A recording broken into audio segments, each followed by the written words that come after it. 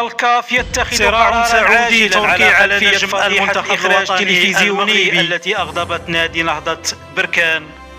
أوضح راديو مارس عطفا عن مصادر وصفها بمقربة من الاتحاد الإفريقي لكرة القدم أن هذا الأخير قرر الاستعانة بمخرج تلفزيوني من إسبانيا ستناط له مهمة الإشراف على الإخراج التلفزيوني لمباراة إياب نهائي دوري عصبة الأبطال الإفريقية المرتقبة بالقاهرة بين فريقي الأهلي المصري والترجي التونسي. هذا ووفق ذات المصادر فإن اتخاذ هذا القرار جاء عقب الانتقادات الكبيرة التي وجهت لمخرج مباراة الزمالك ونهضة بركان التي أجريت أول أمس الأحد برسم إياب نهائي كأس الاتحاد الإفريقي.